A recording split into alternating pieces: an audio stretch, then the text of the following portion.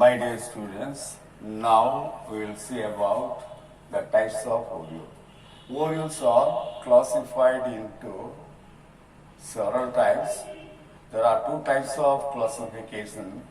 One is types of ovule based on the position of the sporogenous cell, spore producing cell.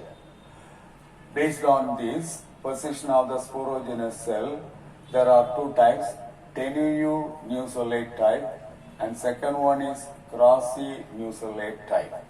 In the tenuinusolate type, the sporogenous cell will originate from the hypodermal cell. Hypodermal cells are present just below the epidermis. When the sporogenous cells are produced from the hypodermal cell, that is called, such a type of ovule is called tenuinusolate type. Here the nucellus is very small. Nucellus means what? The body of the ovule contain a parenchymatous tissue is occupied by majority of the major portion of the parenchyma cells, that is called nucellus. Here the nucellus is very small. In the crossinusolate type, the sporogenous cells will originate from the subhypodermal cell, that is just below the epidermis, 3 to 4 layers below the sporogenous cells will originate. Such a type is called crossinusolate type of ovule. Here the nucellus is very large. That is the difference between tenuinusolate type and crossinusolate type. There are two terminology you must know, hypostate and epistate. What is hypostate? Hypostate is a group of cells found at the base of the ovule between the chalaza and embryo sac. When the group of cells are present, such a group of cells found in between embryo sac and chalaza referred as hypostate. Hypostate means it's a group of cells found between chalaza and embryo sac. The second one is epistate. Epistate is a thick-walled cells found above the embryo sac and below the micropyle of the ovule.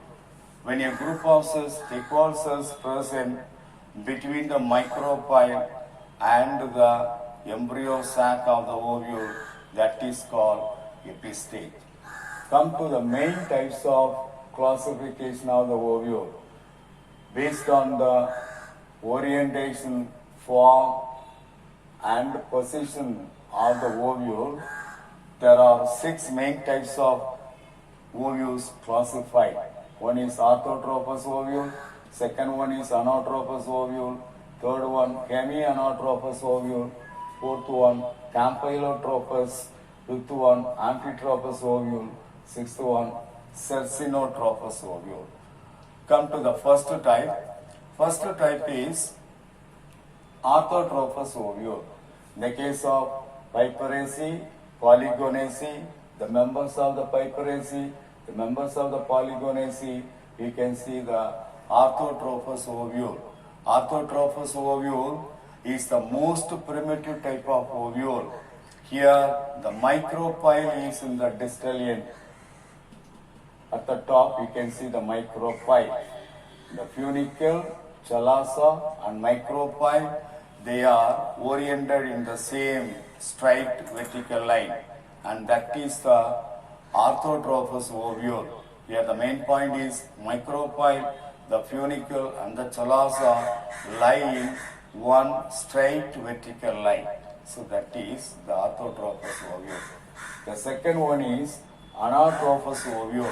Here the body of the ovule is inverted so that the micropyle and funicle come to lie very close to each other. It is a very common type of ovule present in dicause, in monocause. The third one is hemianatropous. The hemianatropous ovule body is placed transversely at right angles to the funicle. It is present at right angles to the funicle. The body of the ovule is oriented at right angles to the funicle. And in the case of the members of Primulaceae, such a type of hemianatropous ovule can be seen. And Camphylotropous, fourth one, Camphylotropous ovule. Here the body of the ovule at the micropylar end. And the ovule of the body of the ovule is curved and one or more bean-shaped embryo sac can be seen. The embryo sac is slightly curved. The body is curved, body of the ovule is curved and more or less bean-shaped. Bean-shaped body of the ovule can be seen so that the embryo sac also slightly curved. Hilum, micropyle and chalaza are adjacent to one another and the micropyle is oriented towards the placenta. It is seen in the Leguminosae family. Amphitropous ovule, the fifth one is Amphitropous ovule. Here the distance between the hilum and chalaza is less. It has horseshoe-shaped nucellus.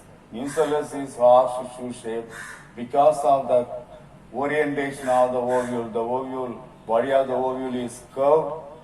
Because of the orientation of the ovule, this is also curved and form horseshoe-shaped structure. Can be seen in the Alismataceae.